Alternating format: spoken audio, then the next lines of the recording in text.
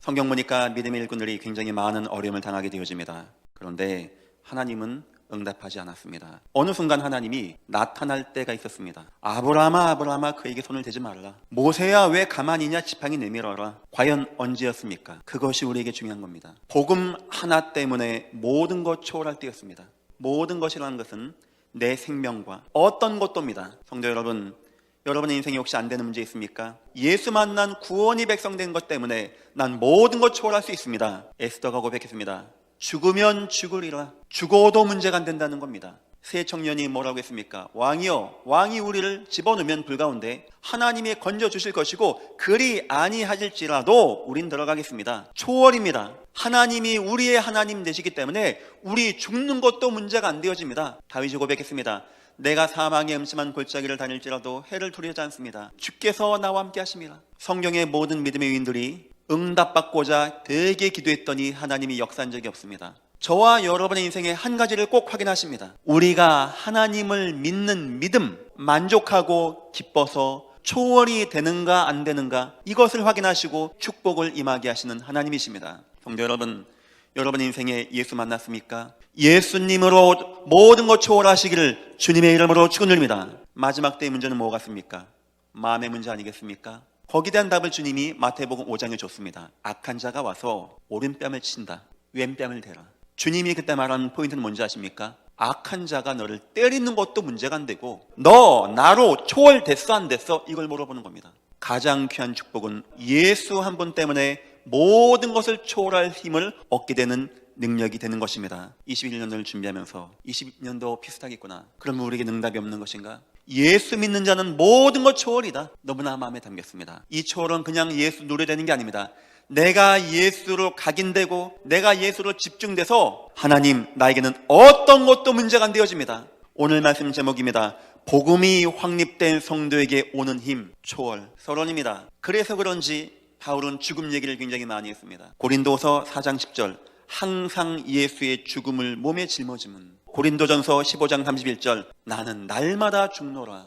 이유는 세 가지입니다. 첫 번째입니다. 바울의 인생 가운데 너무나 죽음 같은 위기가 계속 달려오는 겁니다. 고린도서 1장 8절 형제들아 우리가 아시아에서 당한 환난을 너희가 모르기를 원하지 아니하노니 힘에 겹도록 심한 고난을 당하여 살 소망까지 끊어지고, 예수 생명 아시아에서 증거하다가 온 고난이었습니다. 두 번째입니다. 생명보다 귀한 것을 소유했다는 뜻입니다. 사도행전 20장 24절 보니까 내가 달려갈 길과 주 예수께 받은 사명 곧 하나님의 은혜의 복음을 증언하는 일을 마치려 하면은 나의 생명조차 조금도 귀한 것으로 여기지 아니하겠노라. 나에게는 하나님의 은혜의 복음이라고 하는 생명보다 더 귀한 것이 나에게는 있다. 그래서 바울은 죽음 이야기를 했던 겁니다. 이 하나님의 은혜의 복음을 비교하려 하다 보니까 생명이었어요. 생명. 생각해 보십시오. 내가 받은 이 예수의 복음과 나의 생명보다 더 귀하고 귀한 것으로 나에게 와 있는가? 하나님은 우리에게 다 줬습니다. 예수를 줬다라고 합니다. 뭘 더 달라고 합니까? 그런데 우리는 그 예수로 만족이 안 되어져요. 해답이 안 되어져요. 그리고 바울이 죽음 이야기한 세 번째 이유입니다. 바울에게는 그 순간이 바로 최고의 순간이었어요. 내가 죽음을 뛰어넘는 순간이, 바울이 어느 순간 생각했습니다. 역시 난 안 되는구나. 육신을 입고 있는지라 그게 안 되지가 않는 거예요. 그때 바울이 답 얻었습니다. 갈라디아서 2장 20절입니다.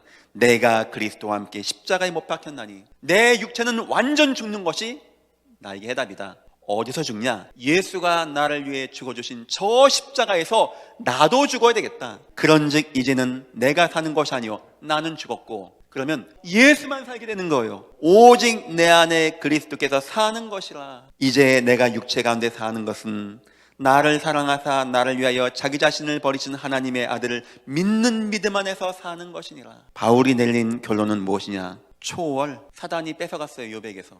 자유도 빼앗고 건강도 빼앗고 자녀도 빼앗고, 하지만 절대 못 뺏은 게 뭔지 압니까? 하나님이 욥을 사랑하신 사랑. 바울은 죽음 이야기를 많이 하면서 답을 얻었습니다. 괜찮다. 죽음까지도 초월할 수 있는 힘, 예수 그리스도와 십자가를 마음에 담게 되었던 것입니다. 바울이 누린 초월입니다. 언제 누렸습니까? 바울의 인생에 연약한 순간이 오게 되었어요. 빌립보서 4장 11절 13절입니다.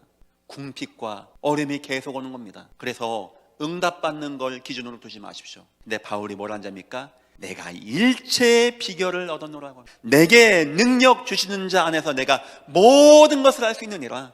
예수 만났다는 것은 저 천국의 소망이 있다는 겁니다. 이 땅에서 하나님 자녀가 됐다는 거예요. 과거 문제에서 해방받았다는 겁니다. 이게 잘 내 마음에 안 와닿는 겁니다. 위협을 초월하게 되어집니다. 로마서 8장 31절 39절 누가 우리를 정죄하리요, 누가 우리를 끊으리요, 막 끊으려고 했거든요. 그런데 이때 그 모든 위협을 초월하는 하나님의 사랑, 아들을 아끼지 아니하고 아들과 함께 모든 것을 내어주셔서 함께하는 그 사랑, 어떤 것도 문제가 안 되어지는 겁니다. 불가능을 초월하게 되었다고 합니다. 고린도서 12장 7절부터 10절입니다. 바울의 몸에 연약한 것이 있는 겁니다. 떠나가기를 3번 간구했다고 합니다. 근데 하나님이 안 들어주는 거였어요. 나중에 알게 되었어요. 응답이 아니었습니다. 은혜가 임하는 거였어요. 내가 약할 때 도리어 하나님의 은혜를 간구하노니 이는 내가 약할 때 강하여 짐이니라. 이젠 그 문제는 더 이상 바울에게 악 영향을 주지 못하고 더 나아가서 그 문제는 바울에게 그리스도의 능력이 머물게 되어지는, 바울은 그 문제를 초월했던 겁니다. 두 번째입니다. 바울은 어떻게 초월할 수 있습니까? 복음이라고 하면은 틀린 답입니다. 복음으로 확립이 되었던 겁니다. 주님은 마태복음 7장 24절 25절에 이런 비유를 두십니다. 집을 짓습니다. 집 밑에 뭐가 있냐가 중요한 겁니다. 이거 어떻게 알 수 있죠? 비가 오고 창수가 오면 보여지는 영적인 겁니다. 그때 다 무너지는 거예요. 그런데 어떤 집은 무너지지 않는 거예요. 반석 위에 집을 지어진 겁니다. 말씀 안에 거하는 사람이고 반석이신 예수님 안에 있는 자에게 온 축복이 되는 것입니다. 두 번째입니다. 예수의 구원의 감격이 내게 있는 거예요. 정확한 복음으로 내가 구원의 감격 가운데 거하는 겁니다. 내 머릿속에, 내 마음속에 온통 그것이 들어가면 그게 감격되는 겁니다. 여러분은 무엇으로 마음이, 생각이 꽉 차 있습니까? 예수의 말씀이 은혜가 되어지는 것을 말합니다. 평상시가 내가 말씀으로 감격되는 거예요. 문득문득 내 머릿속에 딱 뭐가 들어오냐, 이게 그 사람의 인생 아니겠습니까? 이때 하나님의 구원의 말씀, 말씀의 은혜가 내게 있는가? 그리고 세 번째입니다. 바울은요, 예수 기도의 감사 가운데 거했어요. 바울은요, 혼자 기도하게 되었어요. 깊은 기도하게 되어집니다. 지금 교회에서 9시 원네스 기도회를 하고 있습니다. 요즘에는 제 삶과 스케줄이 중심이 8시 20분 여기에 맞춰져 있어요. 하루에 점심 먹을 때 잠깐 기도하세요. 새벽 예배 잠깐 기도하십시오. 그리고 저녁 예배 때 함께 기도하십시오. 예수의 응답의 현장이었습니다. 전도자의 삶을 말하는 겁니다. 전도자가 가는 현장에 주님이 역사하시고 인도하는 것을 바울은 늘 체험하게 되었어요. 현장의 역사는 그리스도를 체험할 때 그때 우리는요, 모든 게 초월되어져요. 다섯 번째입니다. 믿음의 포럼을 유지하십시오. 바로 교회의 응답 아닙니까? 성도와 성도가 함께하는, 우리 구역이 함께하고 교구가 함께하고 하나님의 은혜와 응답을 나눠주고, 마태복음 16장 18절 내 교회를 세우리니 음부의 권세가 이기지 못하게 하겠다. 이 5가지가 바로 교회가 할 사명 아니겠습니까? 나의 복음으로 확립이 되어져야 됩니다. 이 복음이 완전 내 뼛속까지 사무쳐야 된다, 이 말이에요. 복음이 내 속에 온전히 거하는 거. 세 번째입니다. 오늘 본문 보니까 초월한 성도들의 삶이 나오게 되어집니다. 35절 보니까 여자들은 자기의 죽은 자들을 부활로 받아들이기도 하며, 또 어떤 이들은 더 좋은 부활을 얻고자 하여 심한 고문을 받되 예수 믿는 것 때문에 구차하게 풀려나기를 원하지 아니하였으며, 예수를 받고 예수의 구원과 예수의 부활의 소망이 있기 때문에 얼마나 예수가 살고 내가 죽었으면 이게 되겠습니까? 초월한 성도들의 삶, 더욱더 오직이 되어지는 삶. 두 번째입니다. 두려워하지 않는 삶. 36절과 7절 보니까 또 어떤 이들은 조롱과 채찍질뿐 아니라 결박과 옥에 갇히는 시련도 받았으며, 돌로 치는 것과 톱으로 켜는 것과 시험과 칼로 죽임을 당하고 양과 염소의 가죽을 입고 유리하여 궁핍과 환난과 핍박을 학대를 받았으니, 왜냐? 이것보다 더 큰 걸 받았기 때문에 초월.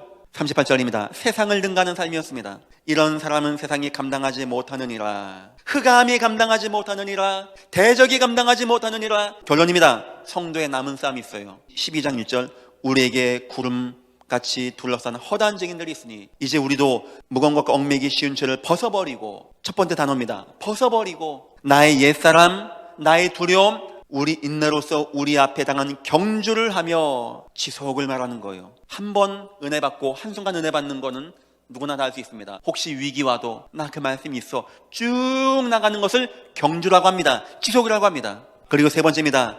믿음의 주요 온전하게 하는 이인 예수를 바라보자. 바랄 거 많죠. 뉴스도 봐야 되고 말도 들어야 되고 예수를 바라보십시오. 사랑하는 성도 여러분, 우린 초월할 수 있는 힘을 이미 받았습니다. 예수를 받았습니다. 예수를 바라보시고 예수의 구원의 기쁨과 감격으로 모든 것을 초월하시고 승리하시기를 주님의 이름으로 축원합니다.